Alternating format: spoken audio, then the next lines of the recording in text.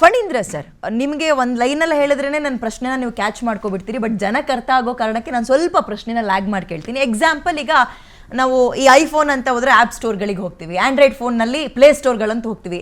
ಬೇಕಾಗಿರೋ ಯಾವುದೋ ಆ್ಯಪ್ನೋ ಡ್ರೆಸ್ಸಿಗೆ ಅಂದರೆ ಕೊಂಡ್ಕೊಳ್ಳೋಕೆ ಏನಾದರೂ ಬೇಕಾ, ಅಥವಾ ಗೇಮಿಗೆ ಬೇಕಾ, ಬ್ಯಾಂಕಿಂಗ್ ಆ್ಯಪ್ ಅಂತಲೇ ಹೋದಾಗ ಎಕ್ಸಾಂಪಲ್ ಯಾವುದೋ ಒಂದು ಬ್ಯಾಂಕ್ ತೊಗೊಳ್ಳಿ, ನ್ಯಾಷನಲ್ ಬ್ಯಾಂಕ್ಗಳನ್ನೇ ತಗೊಳ್ಳೋಣ. ಆ ಹೆಸರನ್ನ ನಾನು ಟೈಪ್ ಮಾಡಿದ್ರೆ ಅಂಥದ್ದು 5-6 ಬರುತ್ತೆ. ಲೋಗದಲ್ಲೆಲ್ಲೋ ಒಂದು ಚೂರು ಅಂದರೆ ಆ ಕಡೆ ಈ ಕಡೆ ಮಾತ್ರ ಚೇಂಜಸ್ ಇರುತ್ತೆ. ಸೊ ನಮಗೆ ಕನ್ಫ್ಯೂಷನ್ ಆಗುತ್ತೆ.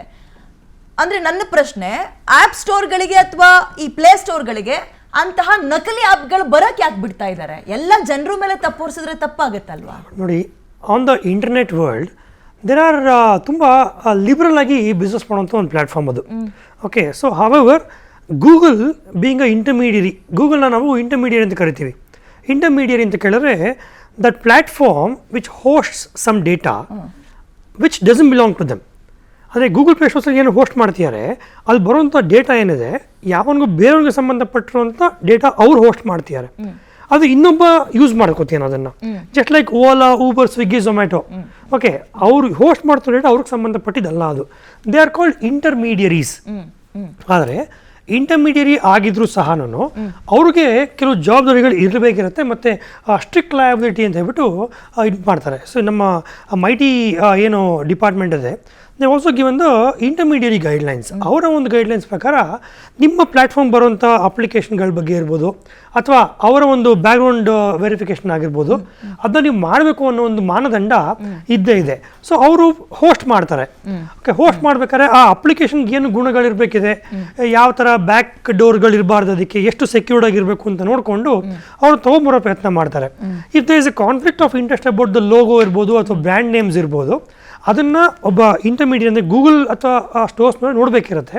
ಅವ್ರು ನೋಡಿಲ್ವಾ, ಅದು ಪ್ಲ್ಯಾಟ್ಫಾರ್ಮ್ ಬಂದ್ಬಿಡ್ತು ಅಂತ ಇಟ್ಕೊಳ್ಳಿ. ನಮ್ಮ ಥರ ಯಾವುದೇ ಒಬ್ಬ ಸಾಧಾರಣ ವ್ಯಕ್ತಿ ಅದನ್ನು ಟ್ಯಾಗ್ ಮಾಡಿದ್ರೆ ಅದನ್ನ ರಿಮೂವ್ ಮಾಡೋ ಪ್ರೊಸೀಜರ್ ಇದೆ ಅವರಲ್ಲಿ. ಬಟ್ ಎಸ್, ಜವಾಬ್ದಾರಿ ಅಂತ ಬಂದಾಗ ಯಾವ ಒಂದು ಅಪ್ಲಿಕೇಶನ್ ನಾವು ಡೌನ್ಲೋಡ್ ಮಾಡ್ತಿದ್ದೀವಿ, ಯಾರು ಅದಕ್ಕೆ ಓನರು.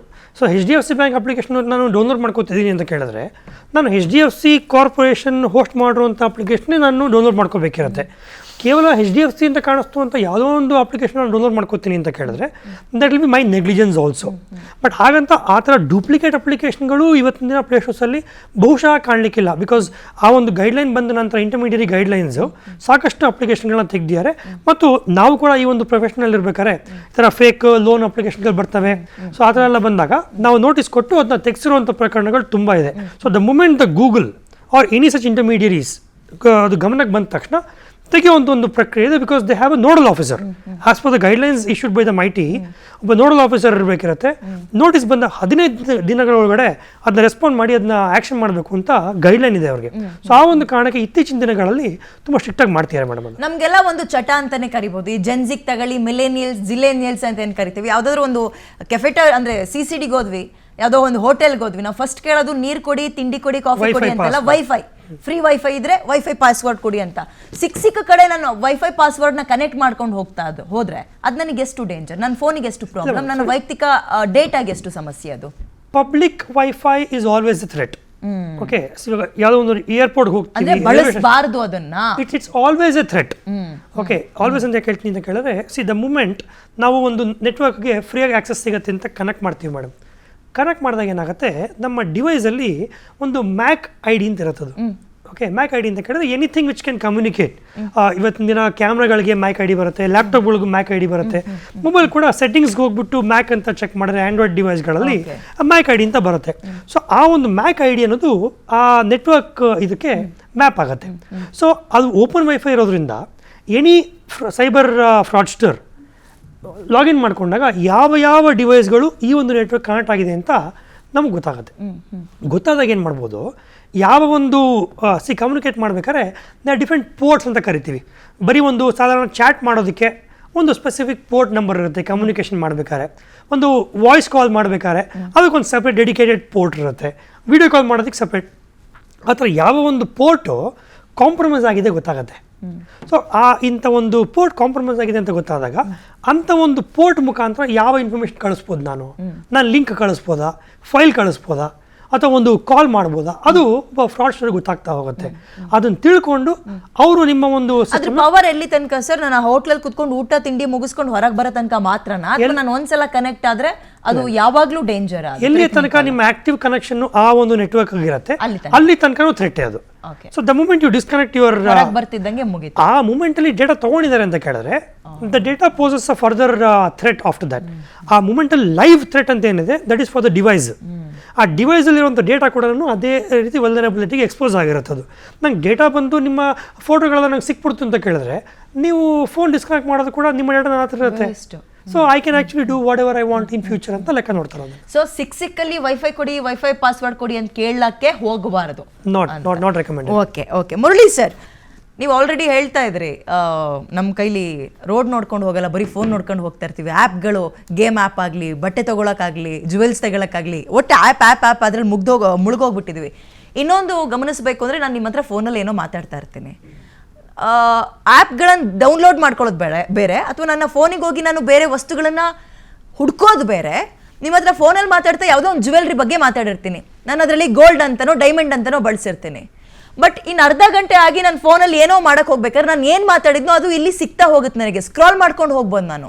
ಅಂದರೆ ನಾನು ಮಾತಾಡಬೇಕಾದ್ರೆ ಯಾವ ವೈರಸ್ ನನ್ನ ಫೋನ್ ಒಳಗಿದೆ, ಅದು ಏನು ನನ್ನನ್ನು ಸೆಳೀತಾ ಇದೆ, ಏನು ಹುಡುಕ್ತಾ ಇದೆ ನಮಗೆ ಗೊತ್ತಾಗ್ತಾ ಇಲ್ಲ. ಎಷ್ಟು ಡೇಂಜರ್ ಪರಿಸ್ಥಿತಿಲಿ ಇದೀವಿ ನಾವು. ಹಂಗಾದ್ರೆ ನೋಡಿ, ಫಣೀಂದ್ರ ಅವರು ಹೇಳಿದ್ರು, ಈಗ ರೆಸ್ಟೋರೆಂಟಲ್ಲಿ ಕುತ್ಕೊಂಡು ನಾನು ಮಂಡೋತ್ತಿಗೆ ಮೆಸೇಜ್ ಕೊಡ್ತೀನಿ, ₹1,00,00,000 ಟ್ರಾನ್ಸ್ಫರ್ ಮಾಡಿ ರಾಜ ಅಂತ.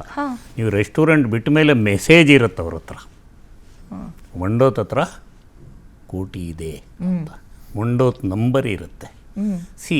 ಇದು ಆಕಾಶ ಬೀಳುತ್ತೆ ಅಂತ ಓಡೋಗೋ ಕೆಲಸ. ಎಲ್ಲಿ ಹೋದರೂ ಟೆಕ್ನಾಲಜಿಲಿ ಬೀಳೋದು ಗ್ಯಾರಂಟಿ. ನಮ್ಮ ಹುಷಾರಿ ನಾವಿರಬೇಕು. ಈಗ ನಾನು ರುಡಿಮೆಂಟ್ರಿ ಲೆವೆಲಲ್ಲಿದ್ದರೆ ಹೇಳೋದಿದ್ದರೆ, ನಾನು ಒಂದು ಫೋನ್ ಬ್ಯಾಂಕಿಂಗ್ ಟ್ರಾನ್ಸಾಕ್ಷನ್ಸ್ ಮಾತ್ರ ಇಟ್ಟಿದ್ದೀನಿ, ಇನ್ನೊಂದು ಫೋನು ಬ್ಯಾಂಕಿಂಗ್ ಟ್ರಾನ್ಸಾಕ್ಷನ್ಗೆ ಯೂಸ್ ಮಾಡೋದಿಲ್ಲ. ಅದು ನನ್ನ ರುಡಿಮೆಂಟ್ರಿ ಲೆವೆಲಲ್ಲಿ ನಾನು ಉಪಯೋಗಿಸೋ ಜಾಗರೂಕತೆ. ಎರಡನೇದು, ಕೆಲವು ವಿಚಾರಗಳು ನನ್ನ ವೃತ್ತಿಗೆ ಸಂಬಂಧಪಟ್ಟಂಗೆ ವ್ಯಾಪಾರಸ್ಥರಿಗೆ ಹೇಳ್ತೀನಿ, ಪದೇ ಪದೇ ಫೋನ್ ಮಾಡಿ, ಸರ್ OTP ಕೊಡಿ, ನೀವು ಬ್ಯಾಂಕ್ GST ಕಟ್ಟಿ ಅಂದರೆ ಮಂಡೋತೆ ತೊಗೊಳ್ರಿ, ಪಾಸ್ವರ್ಡ್ ನೀನೇ ಕಟ್ಕೊಳ್ರಿ ಅಂತಾರೆ. ಆಯಿತಾ? ನಾನು ಒಬ್ಬ ನಂಬಿಕಸ್ಥ ಆಡಿಟ್ರ್ ಜೊತೆ ಈಗ ಕೆಲಸ ಮಾಡ್ತಾ ಇರ್ತೀನಿ, ನಾಳೆ ನಾನು ಕೆಲಸ ಬಿಟ್ಟು ಹೋಗಿ ಇವ್ರ ಅಕೌಂಟಿಂದ ದುಡ್ಡು ತೊಗೊಂಡ್ಬಿಡ್ಬೋದು, ಅಥವಾ ಇನ್ನೊಬ್ಬರಿಗೆ ಹೇಳ್ಬೋದು ತೊಗೊಳೋದಕ್ಕೆ. ಇದು ನಾವು ನಮ್ಮ ಜೋಬ್ನಲ್ಲಿ ದುಡ್ಡು ಯಾವ ರೀತಿ ಇಟ್ಕೊಂಡು ಟ್ರಾವೆಲ್ ಮಾಡ್ತೀವೋ ಅದೇ ರೀತಿ ಎಲೆಕ್ಟ್ರಾನಿಕ್ ವಿಚಾರದಲ್ಲಿ ಟ್ರಾವೆಲ್ ಮಾಡಬೇಕು. ಇನ್ನೊಂದು, ಇತ್ತೀಚೆಗೆ RBI ಗೈಡ್ಲೈನ್ ಸಿಕ್ಕಾಪಟ್ಟೆ ಇದೆ. ಡಿಪಾಸಿಟ್ ಬಗ್ಗೆ 5 ಲಕ್ಷ ಇನ್ಶೂರೆನ್ಸು. ನೀವು 5 ಲಕ್ಷವರೆಗೂ ಇನ್ಶೂರೆನ್ಸು, 20 ಲಕ್ಷ ಇಟ್ಟಿದ್ರೆ 20 ಲಕ್ಷ ಬರೋದಿಲ್ಲ, 5 ಬರೋದು 90 ದಿನದಲ್ಲಿ. ಈ ಗೋಲ್ಡ್ ಕಳ್ಳತನದ ಬಗ್ಗೆ ಮಾತಾಡ್ತಾ ಇದ್ವಲ್ಲ, ಅದಕ್ಕೆ ಈ ರೀತಿ ಇನ್ಶೂರೆನ್ಸ್ ಇಲ್ಲ, ಅದಕ್ಕೆ FIR ಫೈಲ್ ಮಾಡಬೇಕು, ಅದಕ್ಕೊಂದು ಸೆಟ್ ಆಫ್ ಫಾರ್ಮ್ಸ್ ಇದೆ. ಇದಕ್ಕೆ ಮೇಲೆ ನಾನು ₹50,000 ಟ್ರಾನ್ಸ್ಫರ್ ಮಾಡಿದೆ ಅಂದರೆ ಇಮ್ಮಿಡಿಯೇಟ್ ನನಗೆ ಮೆಸೇಜ್ ಬರುತ್ತೆ, ಒಳ್ಳೆ ಬ್ಯಾಂಕಿಂಗ್ ಸಂಸ್ಥೆ, ನೀನು ಟ್ರಾನ್ಸ್ಫರ್ ಮಾಡಿರೋದು ನಿಜಾನಾ ಇಲ್ಲ ಅಂದರೆ ನಮ್ಗೆ ಇಮ್ಮಿಡಿಯೇಟ್ ತಿಳಿಸು ಅಂತ.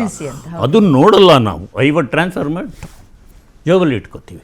ನಮ್ಮ ಜೊತೆ ಇನ್ನೊಂದು 50 ಟ್ರಾನ್ಸ್ಫರ್ ಆದರೆ ನಮಗೆ ಗೊತ್ತಾಗಲ್ಲ. ಸೊ ಕೆಲವು ಮುತುವರ್ಜಿ ವಹಿಸಬೇಕು, ಸ್ವಲ್ಪ ಸಂಯಮ ಇರಬೇಕು. ₹1 ಇರಲಿ, ₹1,00,00,000 ಇರಲಿ, ಸೇಮ್ ಮರ್ಯಾದೆ ಕೊಟ್ಟು ಅದರಲ್ಲಿ ಮಾಡಬೇಕು. ಅನಾವಶ್ಯಕವಾಗಿ ಮಾಡಬಾರ್ದು, ತೋರಿಕೆಗೆ ಮಾಡಬಾರ್ದು. ಮನೆಗೆ ಫೋನ್ ಮಾಡಿಬಿಟ್ಟು ಇದು OTP ಹಾಕು, ಈ ಪಾಸ್ವರ್ಡ್ ಹಾಕು, ಮನೆಗೆ ಮೆಟೀರಿಯಲ್ ಬರುತ್ತೆ ತಗೋ ಅಂತ ಹೇಳಬಾರ್ದು. ಇದೆಲ್ಲ ಟೆಕ್ನಿಕಲಿ ನಾವು ವಿಸ್ತರಿಸ್ತಾ ಹೋದರೆ ಜನಕ್ಕೆ ಅರ್ಥ ಆಗಲ್ಲ. ಏನು ಮಾಡಬಾರ್ದು ಅಂತ ಹೇಳ್ಬೋದು. ಒಂದು ಈ ರೀತಿ ಮಾಡೋದ್ರಿಂದ ಸ್ವಲ್ಪ ಮಟ್ಟಿಗೆ ಉಳಿಬೋದು. ಬಟ್ ಇತ್ತೀಚಿನ ದಿನಗಳಲ್ಲಿ RBI ಸಿಕ್ಕಾಪಟ್ಟೆ ಒಳ್ಳೊಳ್ಳೆ ಗೈಡ್ಲೈನ್ಸ್ ಕೊಟ್ಟಿದೆ, ಇನ್ನೂ ಕಮಿಟಿ ಇದೆ, ಇನ್ನೂ ಗೈಡ್ಲೈನ್ಸ್ ಕೊಡ್ತಾ ಇದೆ. ಇವತ್ತು ಅಥವಾ ನಿನ್ನೆನೂ HDFC ಅವ್ರಿಗೆ 1 ಲಕ್ಷ ಪೆನಾಲ್ಟಿ ಹಾಕಿದ್ದಾರೆ, ಓವರ್ ರೀಚ್ ಮಾಡಿದ್ದೀರಾ ನೀವು ಅಂತ.